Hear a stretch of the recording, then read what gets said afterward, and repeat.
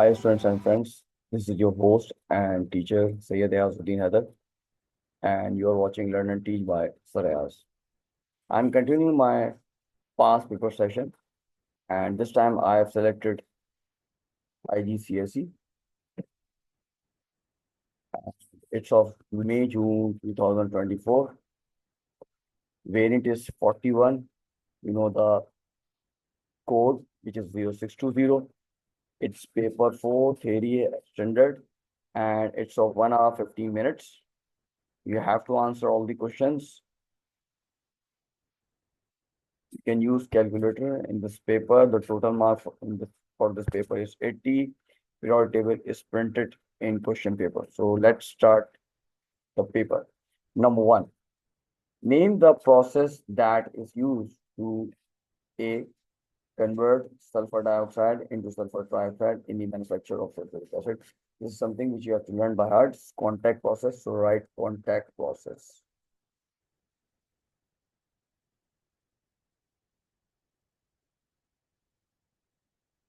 Part B. Obtain water from aqueous sodium chloride. Simply you will go for distillation. Distillation is a process in which you will get the liquid from the solution mixture. C. Extract aluminium from purified bauxite. The process used is electrolysis.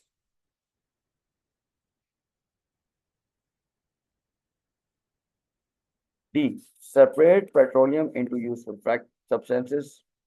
You know it's fractional distillation. So I will write fractional.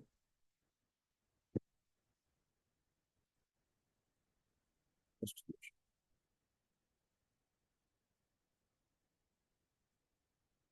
Part E. Produce ethanol from aqueous glucose. The process is fermentation.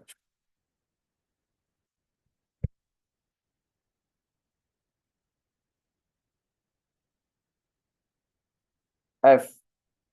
Manufacture alkenes and hydrogen from large alkane molecules.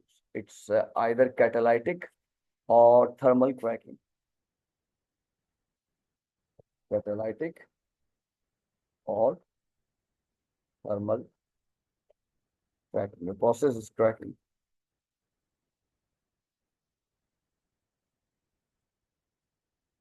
G. Separate a mixture of soluble colored substances. We have chromatography. So write down chromatography.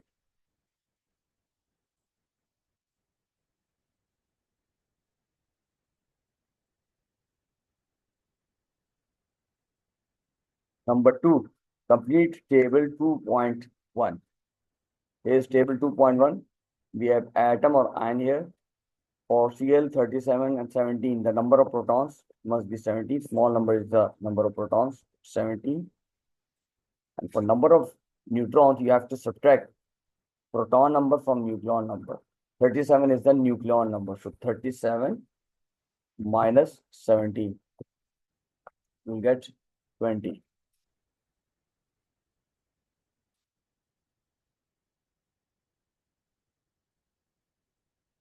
For Cu plus, look at the proton number in order to find the number of protons. It's 29. Write down 29. Plus mean it has lost one electron. So simply subtract 1 from 29. 29 minus 1. And we will get 28. 28 must be the number of electrons here. So what about the symbol for atom or ion? In case of the last one, we have information provided. Number of protons is 16. Number of electrons is 18. It's more than number of protons. In fact, it must be carrying -2 charge. So we have ion here. And the number of neutrons is 17. So let's find out the element with 16 as proton. Must be sulfur. See, 16 is the number of proton in sulfur. So you write S here. And I'm going to write 16. What about nucleon number? In order to find the nucleon number, you have to add number of protons and number of neutrons. 16 plus 17. So it will become 33. As you can see, there are 18 electrons, which means there are 2 more electrons. So you have to write -2 or 2 minus above sulfur. 2 minus or -2. Both are correct. Moving to next question. Question number 3. This question is about the elements sodium and fluorine and the compound sodium fluoride. A. Sodium reacts with fluorine to form sodium fluoride. Write a symbol equation for this reaction. Sodium belongs to group 1. Symbol for sodium is Na. Fluorine belongs to group 7. Symbol for fluorine is F. But you have to write F2 for fluorine because the group 7, they all exist as diatomic.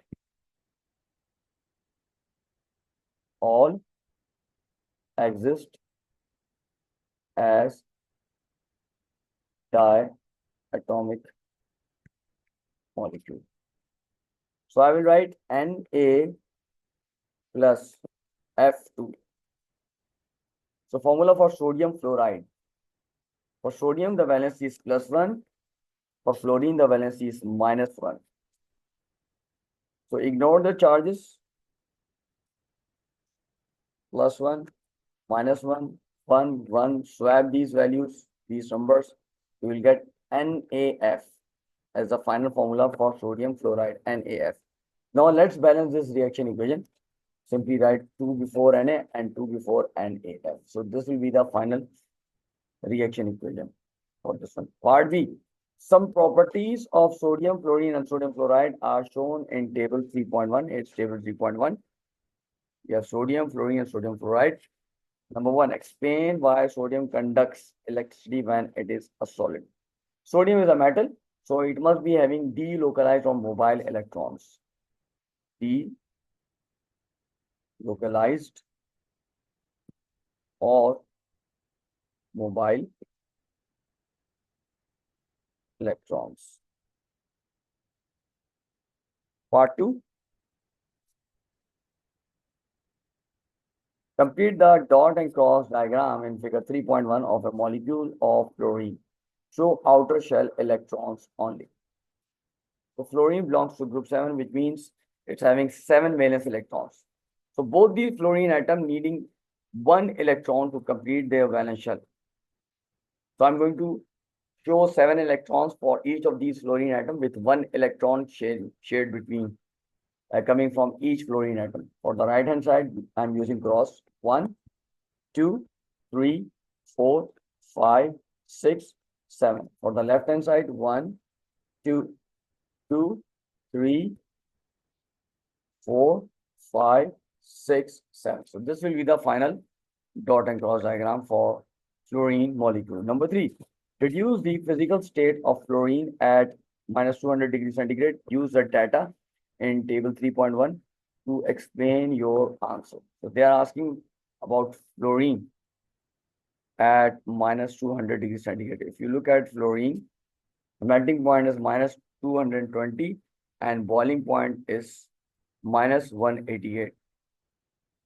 So it must be in the liquid state because -200 is between -220 and -188. So physical state must be liquid. Now what you will do, refer for explanation, refer melting point, melting and boiling point.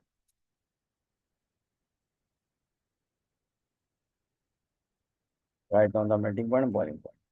Part 4. Explain in terms of structure and bonding why sodium fluoride has a much higher melting point than fluorine. Sodium fluoride is NaF and fluorine is F2. So for structure and bonding, you can either refer to the structure and bonding in sodium fluoride or in fluorine. Refer structure and bonding either in NaF or F2. For example, if you are referring for NAF, what you're going to write for the structure? It's giant ionic lattice. Giant ionic lattice. And for bonding, what you will write? Strong electrostatic force. Strong electrostatic force between positive and negative ions. Between positive and negative ions. You can either write this or reverse argument. They are saying or reverse argument, it means you can write it for fluorine, which is F2. F2, the structure must be a simple molecule.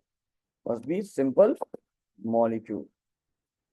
So the bonding, weaker attraction. As you are saying stronger attraction for the NAF, then there must be weaker attraction here. Weaker attraction. The C, dilute aqueous sodium fluoride undergoes electrolysis. Hydrogen is produced at the cathode. One, state what is meant by the term electrolysis. It's made up of two terms. We have electrolysis. Electro means electrical, electricity. Lysis means breakdown. So here you will write what? What do you write? You will write breakdown of ionic substance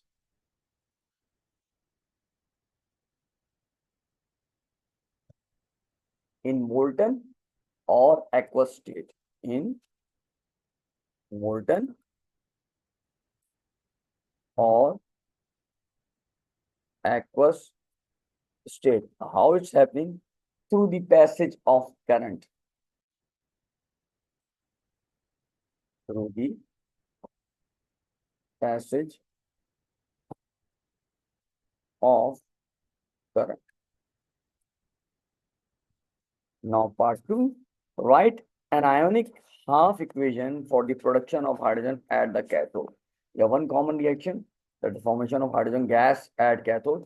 It involves reduction. It's gaining 2 electrons by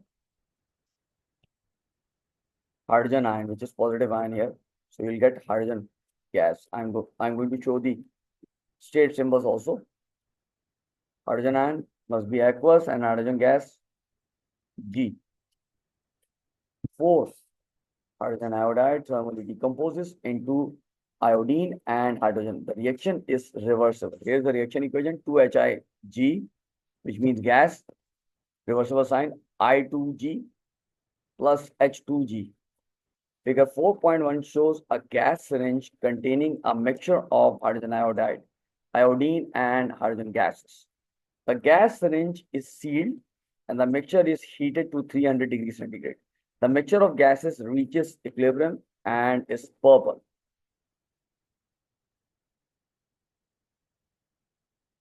A, state what is meant by the term equilibrium. Now they are asking the meaning of the term equilibrium. So remember, you have to refer both forward and backward reactions, rate of reactions, refer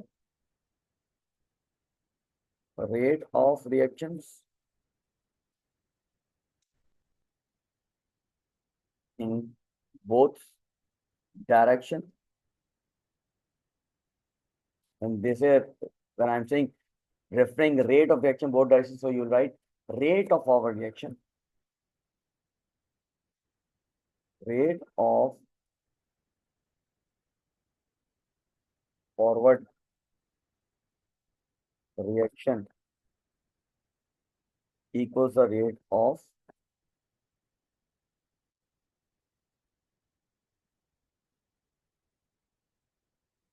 backward reaction, backward or reverse reaction.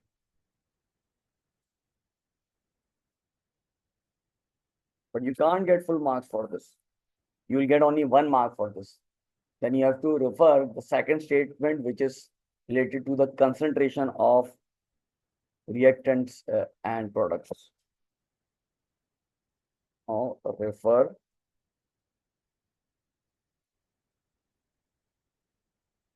concentration of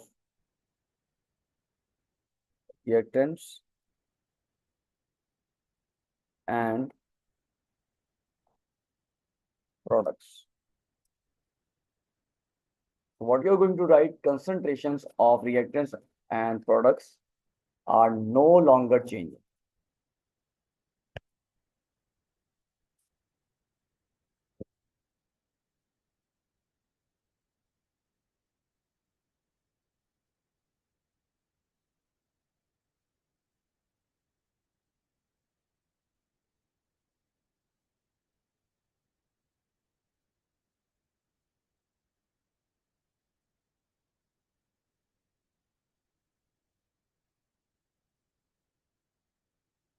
Next part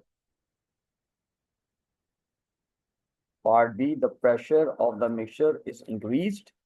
All other conditions stay the same. The position of equilibrium does not change. The color of the gaseous mixture turns darker purple. Temperature remains constant. So if you are increasing the pressure, what will happen? The equilibrium will shift to the side with less number of moles, but here you have same number of moles or molecules or volume of gases on both sides. So part 1, explain why the position of equilibrium does not change. This is the reason it's not changing, because you are having same number of moles, molecules or volume of gases on both sides of the equilibrium. Same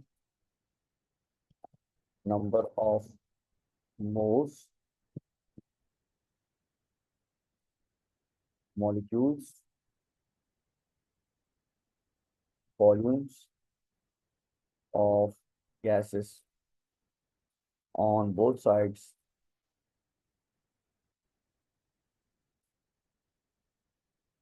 of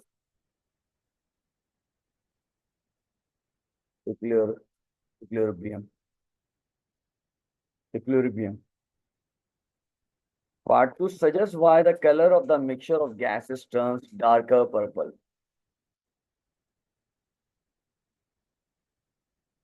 So this must be due to the reason that iodine, you have same number of iodine particles or molecule in a smaller volume, because if you increase the pressure, the volume will decrease.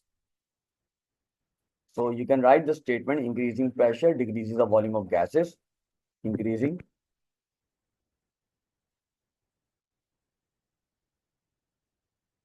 pressure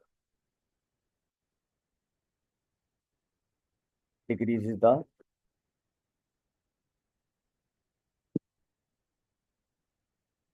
volume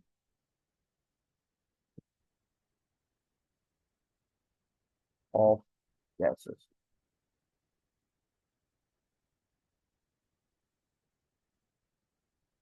So as they are same number of moles, volume, or molecules of gas on both sides of the equation, and we have only iodine as the only purple colored gas here, there will be same number of iodine particles or molecules in a smaller volume. Here will be same number of iodine particles in a smaller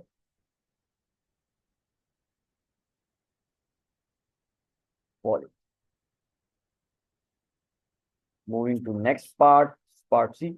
The temperature of the mixture of gases is decreased. All other conditions stay the same. The mixture of gases turns lighter purple. State what can be deduced about the forward reaction from this information. So it's turning lighter purple. Decreasing temperature shift the equilibrium on the left hand side. Lighter purple means it will definitely move to the left hand side, which is reactant. So it must be exothermic. This side must be exothermic. So if backward direction is exothermic, the forward direction must be endothermic. So it must be endothermic. So you write endothermic. Simply the answer must be endothermic.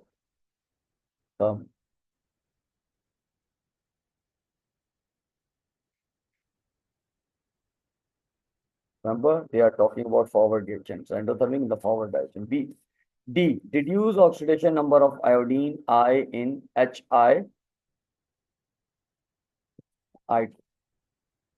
Hydrogen. Whenever hydrogen is attached to non-metal, it must be carrying plus charge. So iodine must be carrying minus charge, which is the oxidation number of iodine here. So you write -1. In I2, it must be 0, as there is no charge on I2. Ethanol is manufactured by reacting carbon monoxide with hydrogen. COG plus 2H2G, reversible sign CH3OHG. The rate of formation of methanol increases when a catalyst is used. 1. Choose from the list the element that is most likely to be used as a catalyst. Draw a circle around your chosen answer. You have calcium, carbon, copper, sodium, sulfur. So copper must be the right answer. If you look at the position of copper, copper is among transition metals.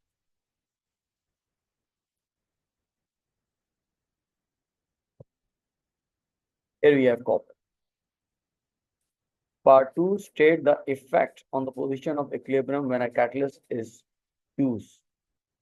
So catalyst, the function of catalyst is that increases the rate of reaction in both directions. Increases the rate of reaction. So it will increase the rate of reaction in both the direction. So the net effect will be 0. So you'll write no effect. Part 3. State the effect that a catalyst has on the activation energy EA of a reaction. You know that it decreases or lowers the activation energy of a reaction. So you write decreases or lowers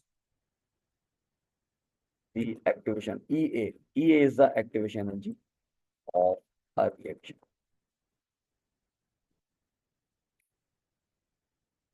Let's move on to next question. Here's question number 5. Part A. Lead 2 bromide PbBr2 is an insoluble salt and is made by precipitation. Number 1. Name 2 aqueous solutions that produce a precipitate of lead 2 bromide when they are mixed. You have to take soluble salt of lead. And you know that all nitrates are soluble. So straight away you will take lead nitrate as one of the salt. Now you want bromide. So you can take bromide of first group elements like sodium bromide, sodium or potassium, or even ammonium. All these bromides are soluble. You can take one of these. Part 2. Describe how to produce a pure sample of lead 2 bromide from the mixture of aqueous solutions in A2, A1. So you'll definitely get a precipitate of lead 2 bromide because it's an insoluble salt. So it will be left as a residue. So what you will do, you will filter it. First of all, you have to filter. Then you will wash the residue and dry. Wash the residue and dry. You can dry in air or on tissue paper. Part 2, write an ionic equation for the precipitation reaction which produces lead to bromide, includes state symbols. So if you are going to write the reaction equation, it will take time. So what you'll do, you are making insoluble salt, lead to bromide. The formula of lead to bromide, it's given PbBr2. So you know that the product is PbBr2, so you will straight away write PbBr2 solid. So what must be the reactant? We must have Pb2. Pb2 means Pb will carry +2 charges. You write Pb +2 aqueous plus 2Br minus. Bromine belongs to group 7, which means it must be having -1 as its oxidation number or valency. B. When iron 2 sulfate crystals are heated strongly, sulfur dioxide gas is given off. Describe a test for sulfur dioxide gas. Sulfur dioxide gas, you can test the sulfur dioxide gas by passing it through acidified potassium manganate 7. Acidified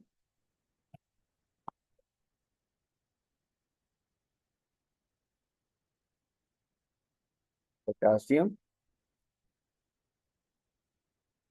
manganate 7. And the color, it will turn colorless. Purple, it's purple in color, it will turn to colorless. Purple to colorless. The next part C, complete the equation for the thermal decomposition of hydrated cobalt to nitrate. You have 2 CONO3 whole twice, dot 4H2O gives blank CuO plus blank NO2 plus blank H2O.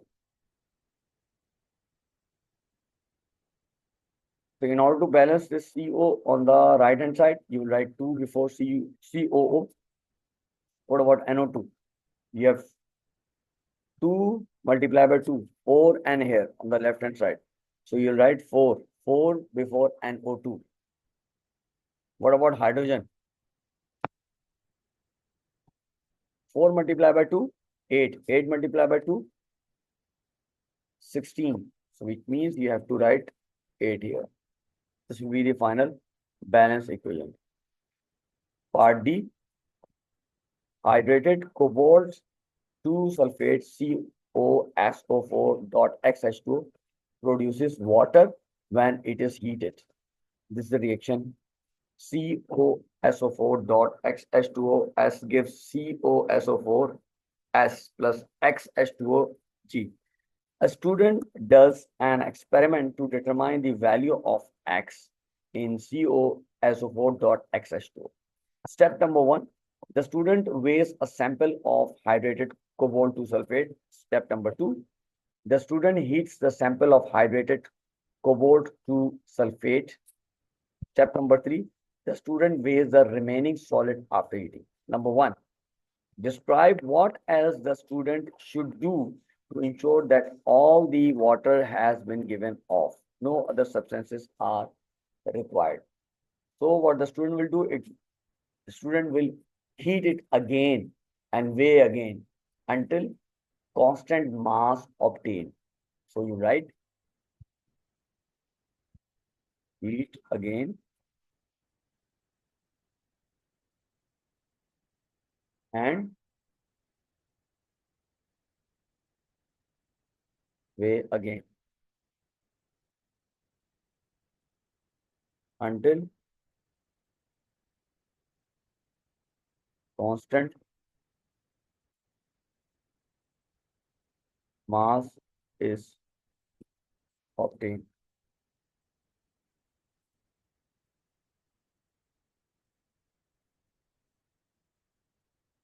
Part 2, in an experiment, 1.405 gram of COSO4.XH2O is heated until all the water is given off.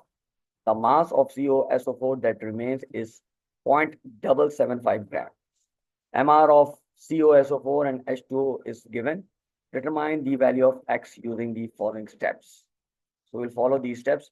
Calculate the number of moles of COSO4 that remains. So in order to find the moles of COSO4, you have to divide the mass of COSO4 by the MR of COSO4. So what we will do, we'll divide 0.775 by 165. And the answer must be 0.005 moles. Calculate the mass of H2O given off. In order to get the mass of H2O, what we will do, we will subtract 0.775 from 1.405. 1.405 minus 0.775. So the answer is 0.63 grams.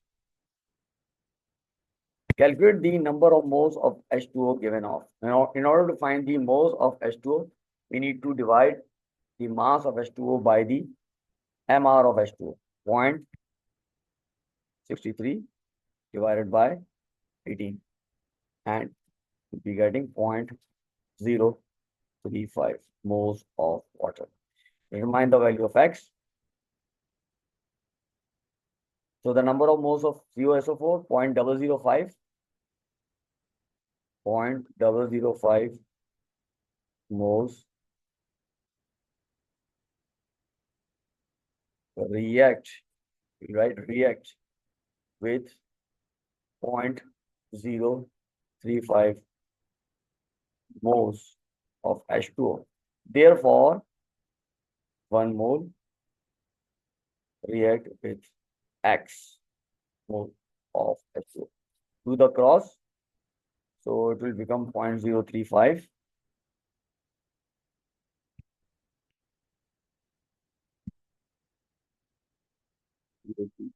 Divided by 0.005. 7 will be the value of X here. Number 6. This question is about metals. A, figure 6.1 shows a blast furnace used to extract iron from its ore. Blast furnace. Number 1, coke and iron ore are added at the top of the blast furnace. Name one other substance that is added at the top of the blast furnace. It's calcium carbonate or limestone.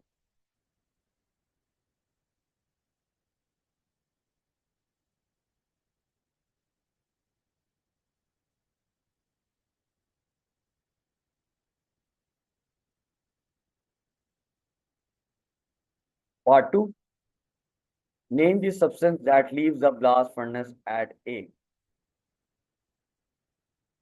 So, above A, you are getting slag. So, A must be the molten iron here. We'll be getting molten iron. So, I will write molten iron.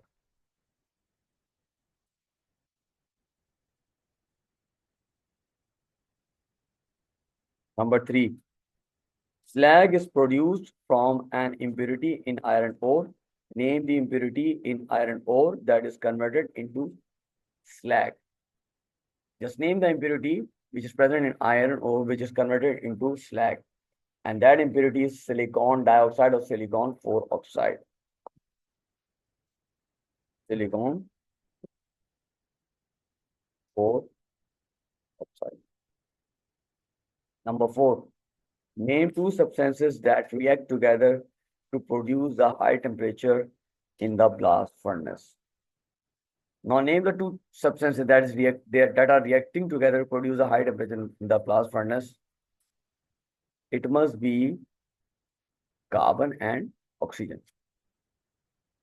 They will react to produce carbon dioxide, and due to this temperature, the blast furnace rises.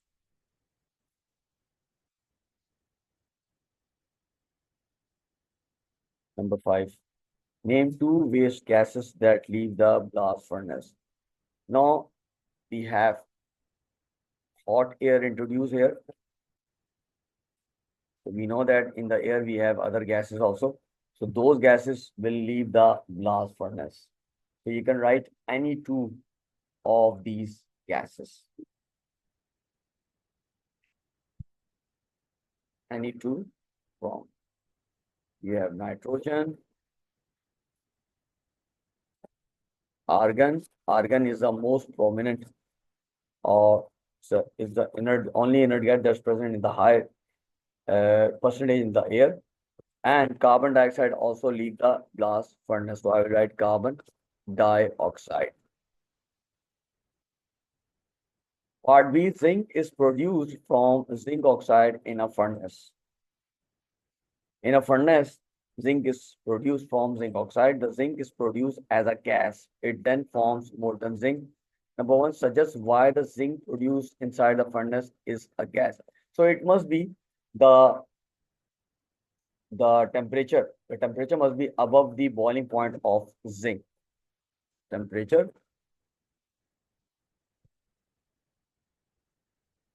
above boiling point of zinc. Number two, state the name of the physical change that occurs when gaseous zinc is converted into molten zinc. So you are converting gaseous zinc into molten zinc, which means you are converting gas into liquid. Gas into liquid. So the process must be condensation.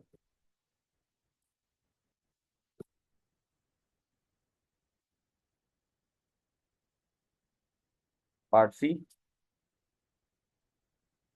Zinc is used to coat iron to prevent rusting. Number one, name the process used to coat iron with zinc as a method of rust prevention. Typical process, we call it galvanizing. Galvanizing.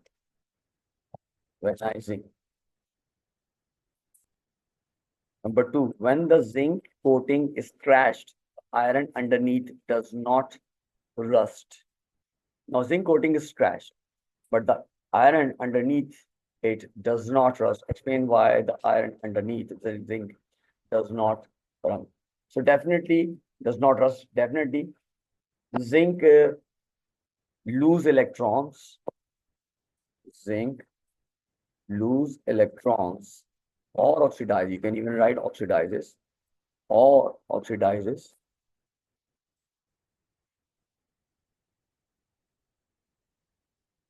in preference to iron.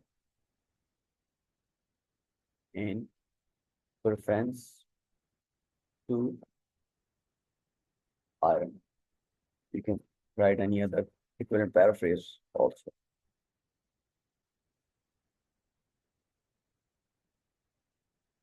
The zinc oxide neutralizes both acids and bases.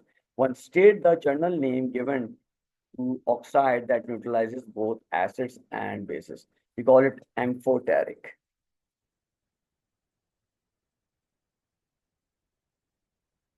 Number two, when zinc oxide neutralizes aqueous sodium hydroxide, sodium zincate is formed. The formula of the zincate ion is ZnO2 minus. Reduce the formula of sodium zincate. Now you need to predict the formula of sodium zincate. We have Na here, zincate ion ZnO2, it's carrying 2 minus charge. If you look at the position of sodium, it's in group 1, which means it must be carrying +1 charge. +1 will be the valency of sodium here. So ignore the charges. Swap these numbers. You will get Na2 Zn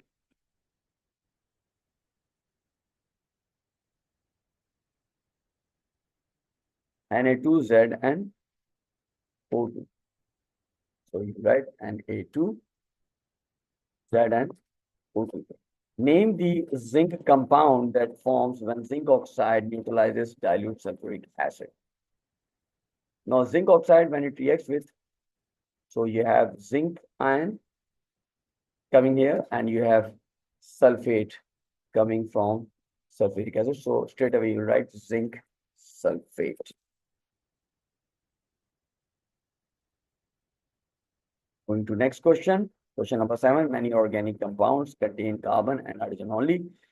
A1 organic compound A has the following composition by mass: C 82.76%, H 17.24%. Calculate the empirical formula of compound A. You have C and hydrogen here. C is 82.76%, hydrogen is 17.2%. We need nucleon number AR of carbon and hydrogen. Carbon here is carbon, 12 is for carbon, 1 is for hydrogen. So for carbon it's 12, for hydrogen it's 1. For carbon it's 2.76. We get 6.896. For hydrogen we will get 17.24. 6.896 is smallest combining ratio or mole ratio here. So 6.896 will be divided by 6.896, we'll get 1 here. For hydrogen, 17.24 divided by 6.896, we'll get 2.5. Now you can't round off 2.5. You have to multiply to get the answer in whole number. So if we'll multiply both the numbers by 2, what you will get? Here you will get 2. In case of hydrogen, you will get 5. So final empirical formula must be C2H5. Moving to next part. Part 2, compound B has the empirical formula CH2 and a relative molecular mass of 70. Determine the molecular formula of compound B. We need to find the value of N, which is molecular mass divided by empirical mass. Molecular mass is given, empirical mass must be of this. So MR of CH2 is empirical mass.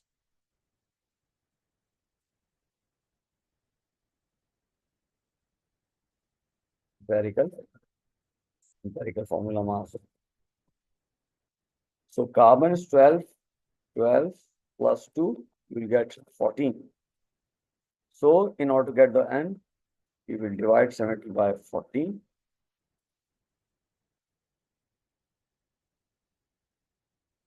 Five will be the answer.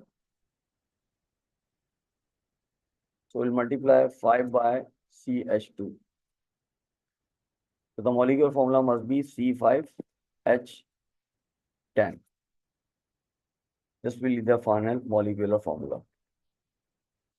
Part B. Figure 7.1 shows a section of polymer Q. Figure 7.1. Draw the displayed formula of the monomer that forms polymer Q. We need to draw the displayed formula. First of all, find the repeat unit. So repeat unit must be this. These two will be repeated. So the monomer must be having this displayed formula.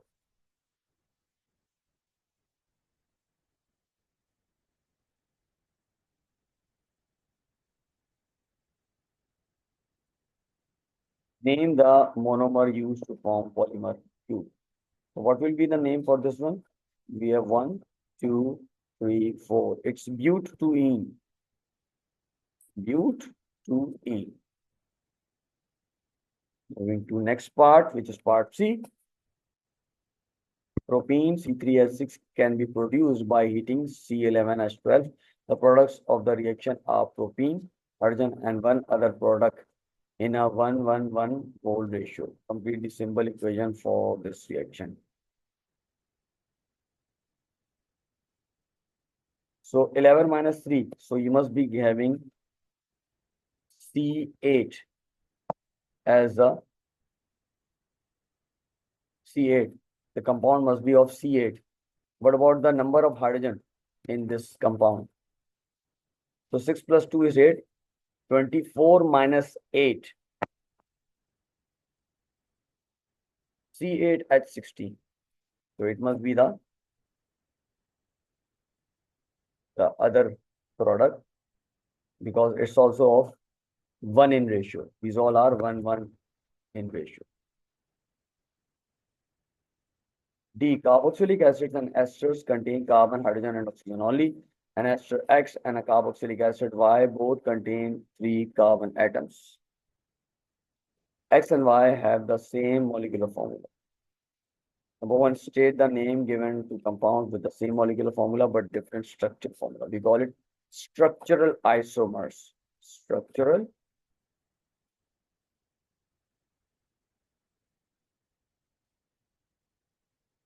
isomers. Part 2. Esters are made by the reaction between carboxylic acids and alcohols. Ester X is methyl ethanoate. Name the carboxylic acid and the alcohol used to make methyl ethanoate. So for the carboxylic acid, you need to look at the alkanoate ion, which is ethanoate here. So it must be coming from ethanoic acid. So for carboxylic acid, you will write ethanoic acid. What about the alcohol? Alcohol must be the one providing alkyl group. Here must be having methyl group. So it must be coming from methanol. So I will write methanol for alcohol.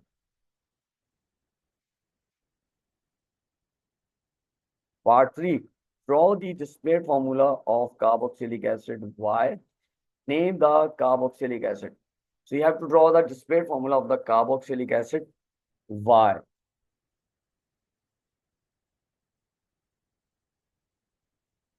So carboxylic acid, it's of 3 carbon atoms. So N must be 2 for this carboxylic acid. N must be 2. Remember, for carboxylic acid,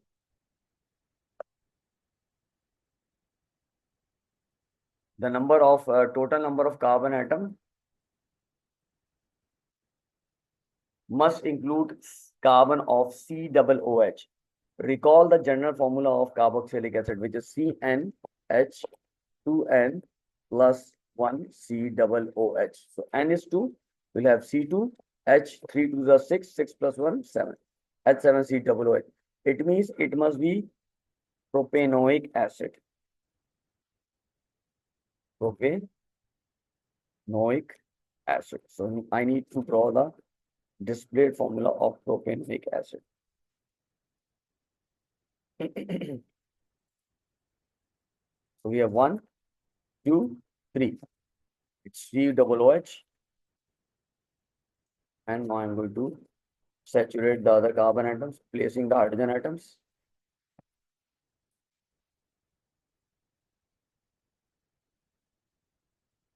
Sorry, it must be C2H5 COOH. It's not C2H7.